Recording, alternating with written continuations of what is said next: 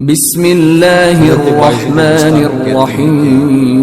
میں نے اپنی ماں کے آگے ہاتھ جوڑے، میں نے کہا امی تجھے راضی کروں یا رب کو راضی کروں؟ تو اپنے حق مجھے معاف کر دے، اللہ کو میں راضی کر دیتا ہوں۔ ماں نے کہا جاؤ پتر میں اجازت دیتی ہوں۔ گئے جنگلوں میں ذکر و فکر میں لگے رہے، تنہائی میں اس کو یاد کرتے رہے، دن رات ذکر کے چراغ روشن رکھے۔ 12 سال گزر گئے حق کی تلاش میں۔ ایک دن واپس بستان کے قریب سے گزر رہے تھے، خیال آیا چلتے چلتے ماں کو سلام کر دیا۔ دروازے کو دستک دینے لگے تو اس خیال نے ہاتھ روک لیا کہ ساری زندگی ماں کو سکھ تو دیا کوئی نہیں، اب دکھ بھی کیوں دینے لگے؟ رات کا ایک پہر بیت گیا ہے، سردیوں کی لمبی رات ہے، ماں بستر میں لیٹی ہوگی، تیرے لیے اٹھے گی، دروازہ کھولے گی، دروازے کے ساتھ ہی لگ کے بیٹھ گئی اور ساری رات کاٹ دی، اس خیال سے کہ ماں کو تکلیف نہ ہو۔ جب سحری کا وقت ہوا تو اندر سے جو نالی آتی تھی اس نالی سے پانی آیا، سمجھ گئے میری ماں تہجد کے لیے اٹھی ہے اور وضو کا پانی ہے، تو فوراً دروازے پہ دستک دی۔ اندر سے آواز آئی بیٹا باعزید میں ابھی آئی۔ مائیں بیٹوں کے دستک کے انداز سے جان لیتی ہیں یہ کس بیٹے کے ہاتھوں کا لمس ہے۔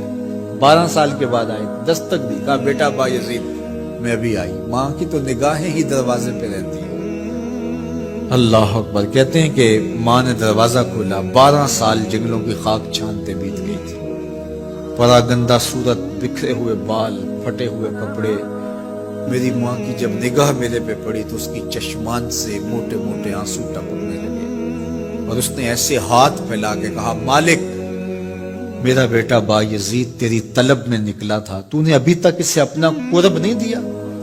حضرت بایزید بستامی کہتے ہیں 12 سال کی ریاستوں سے جو کچھ نہیں ملا تھا ماں کے اٹھے ہوئے ہاتھوں سے مل گیا۔ میں نے کہا مالک میں تجھے کہاں ڈھونڈ رہا ہوں، تو کہاں موجود ہے؟ تو ماں باپ کی رضا اللہ کی رضا کا دروازہ کھولتی ہے۔ جن لوگوں کے ماں باپ ناراض ہیں اور وہ جا کے پیر صاحب کی خدمت کرتے ہیں اور میاں ماں کے قدم چومو، باپ کی ٹانگیں دباؤ، ان کی خدمت کرو، تمہارے پہلے مرشد وہ ہیں، ان کو راضی کرو، پھر کسی شیخ کامل کی صحبت میں آنا، دیکھو کیسے دل کی بند کھڑکیاں کھلتی ہیں۔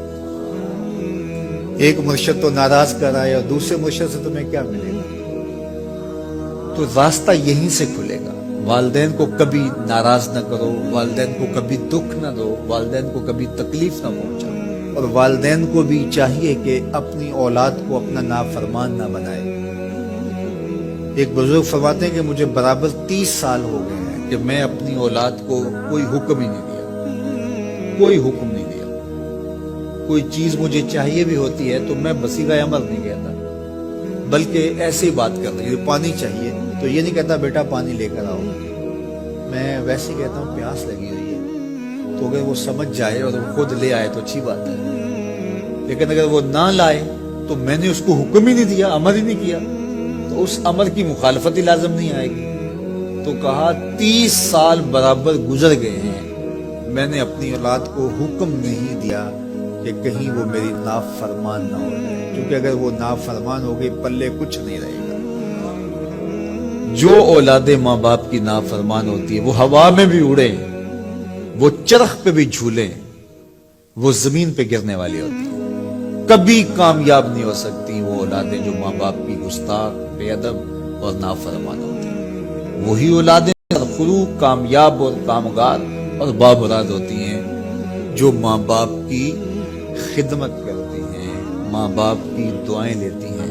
وہ ایک بچہ ماں باپ کے پاؤں دبا رہا تھا تو ایک بچہ ایک بر اعظم میں، دوسرا دوسرے بر اعظم میں، تیسرا تیسرے بر اعظم میں بڑے بڑے کاروبار کر رہا تھا۔ تو کوئی اس کا دوست ملنے آیا، اس نے کہا کہ اس نکمے کو بھی کہیں بھیج دو، فلاں جو ہے وہ یورپ میں ہے، فلاں امریکہ میں ہے، وہاں اتنی بڑی کمپنی اس نے کھولی ہوئی ہے، اس نکمے کو یہاں بٹھایا، اس کو بھیج دو، یہ تو نکمہ کسی کام کا نہیں۔ کہا یہ نکمہ ہی تو میرے کام آ رہا ہے، یہ نکمہ ہی تو میرے کام آ رہا ہے۔ تو اولاد خوش نصیب ہے کہ اپنے ماں باپ کی خدمت کرے، اور ان کے ساتھ حسن سلوک کرے۔ بیل آئیکن کو پریس کریے تاکہ میری سبھی ویڈیو پہلے آپ تک پہنچے۔